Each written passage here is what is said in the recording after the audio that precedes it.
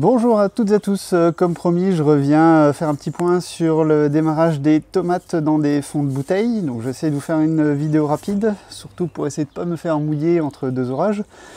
Donc comme vous le voyez là, ça fait exactement un mois qu'on a fait les semis, donc les plants se sont bien développés, on discerne très bien les feuilles de tomates qui sont vraiment bien développées.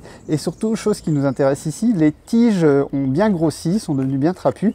Donc c'est vraiment un signe d'un plant en bonne santé et qui sera bien viable au moment où on va le repiquer derrière moi au potager. Donc là, on va vraiment mettre toutes nos chances de notre côté pour avoir un plant le plus sain possible.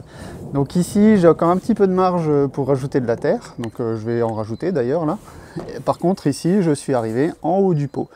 Donc là, ce qui va me rester à faire, c'est juste à m'assurer de bien donner de l'eau à ma plante pour pas que la motte ne sèche et pour pas stresser la plante. Au sujet de l'arrosage, donc j'ai eu pas mal de questions sur l'arrosage par capillarité, une fois de plus. Donc le but, c'est vraiment de ne pas stresser la plante, surtout avec de l'eau qui ne serait pas à température, et de laisser le terreau aspirer l'eau. Donc contrairement à des orchidées qui ne doivent pas tremper dans l'eau, ici les racines ne sont pas encore assez grosses et ne vont pas traverser par les trous. Donc ce n'est pas les racines qui vont pomper l'eau, mais c'est bel et bien le terreau qui va pomper l'eau et l'emmener à la plante. Donc aucun risque pour les racines qui ne vont pas pourrir dans ce cas-là.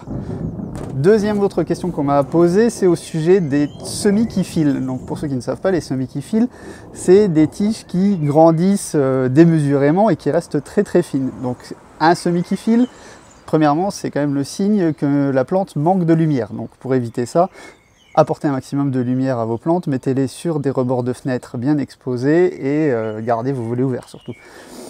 Pour les semis qui filent, je distingue deux catégories. Donc si la plante se tient quand même droite avec les feuilles en haut qui ne s'affaissent pas, l'un des avantages des semis de bouteille, c'est de pouvoir récupérer ça en rajoutant de la terre. Vous allez solidifier la tige, la maintenir droite, donc là c'est pas perdu. Par contre, si la tige s'affaisse et retombe complètement, là il faudra recommencer vos semis, c'est pas possible. Oula, ça tonne. Ce ne sera pas possible de récupérer votre semis, il faudra le recommencer. Donc voilà, c'est tout pour aujourd'hui. Je ne pense pas refaire de vidéo sur ces stades-là dans les bouteilles. J'en referai sûrement une quand on va repasser derrière au potager pour planter.